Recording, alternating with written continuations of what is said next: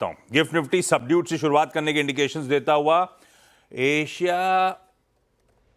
मिला जुला कामकाज। लाइए क्विकली स्क्रीन पे मूव करिए चीजों को। ये एशिया आपके सामने मिला जुला।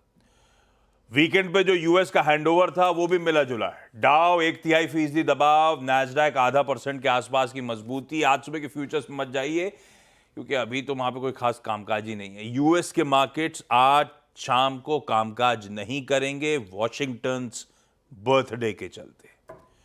यूएस एक्सटेंडेड वीकेंड एंजॉय कर रहा होगा।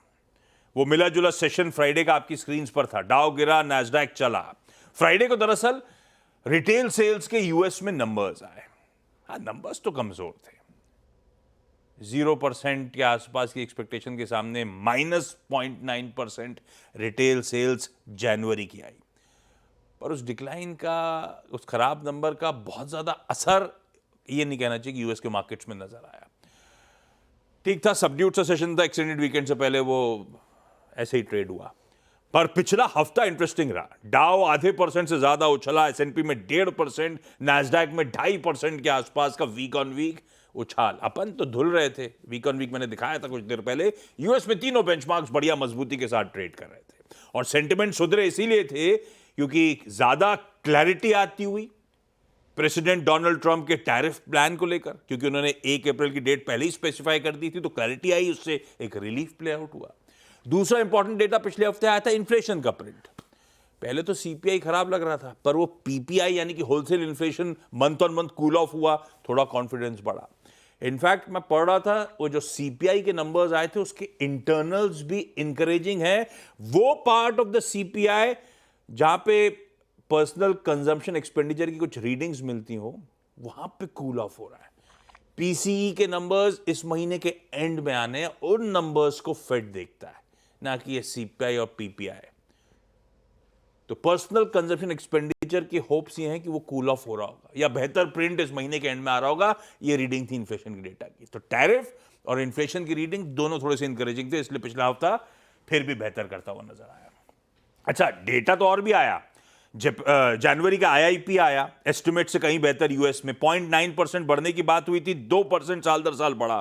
कैपेसिटी यूटिलाइजेशन इंच अप करे, 77.4% से बढ़ के 77.8%। मिला जुला डेटा। रिटेल से स्कूल ऑफ हो रही थी, ये सब डेटा जनवरी के बेहतर आ रहे थे। कैपेसिटी यूटिलाइजेशन हो, इंडस्ट्रियल प्रोडक्शन हो, तो इसी तरह मिला जुला कामकाज यूएस में हुआ। अब इंटरेस्टिंग एक है अपडेट रशिया और यूक्रेन को लेकर। जियोपॉलिटिक्स पे उतरी है। ये तो हो गई यूएस की कहानी।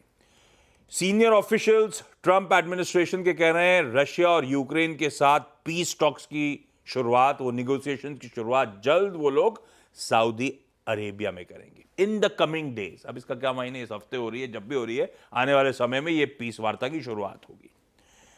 2022 फरवरी से जब वो रशिया ने यूक्रेन को इन्वेड करा था, टाइम ऐसे भागता है, 2 साल हो गए भाई साहब। अब ये पीस टॉक्स की शुरुआत करने की तैयारी। दूसरी तरफ इजरायल और हमास, उससे भी पॉजिटिव डेवलपमेंट सैटरडे को आ रहे थे। वीकेंड के अपडेट्स, हमास ने इजरायल के 3 हॉस्टेजेस को रिलीज करा, उधर इजरायली फोर्सेस ने भी कई सारे प्रिजनर्स को रिलीज करा। तो सीज फायर शायद काम कर रहा है। तो geopolitical cool off clearly evident है। अब आइए एक और इंपॉर्टेंट चीज, ट्रंप और टैरिफ, जिस पे पूरी दुनिया की हमेशा नजरें लगी रहती हैं। ट्रंप साहब ने ओवल ऑफिस में एक बार फ्राइडे को शाम को रिपोर्टर्स से बातचीत करते हुए कह दिया कि हम ऑटोमोबाइल्स पे नई टैरिफ्स जल्द अनवेल करेंगे। 2 अप्रैल के आसपास ऑटो स्पेस पे टैरिफ्स लगाने की तैयारी। अब वो खैर रेसिप्रोकल टैरिफ्स भी मेरे ख्याल से उसी समय इंप्लीमेंट हो रही होंगी, तो उसमें ऑटो भी कहां बच रहा होगा, तो ठीक है। पर ये बयान उनकी तरफ से आता हुआ स्पेसिफिकली ऑटोमोबाइल टैरिफ्स को लेकर।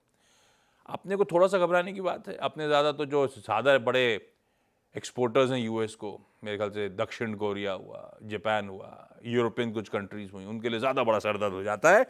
पर इस बीच एक अपडेट, ये शायद थर्सडे को आया था नोटिफिकेशन टैरिफ एडजस्टमेंट का, पर तूल पकड़ा ये फ्राइडे ऑनवर्ड्स। तो बता देता हूं, भारत ने बोरबॉन विस्कीज के इंपोर्ट्स पे ड्यूटी रिड्यूस कर दी, 150% से 100% कर दी।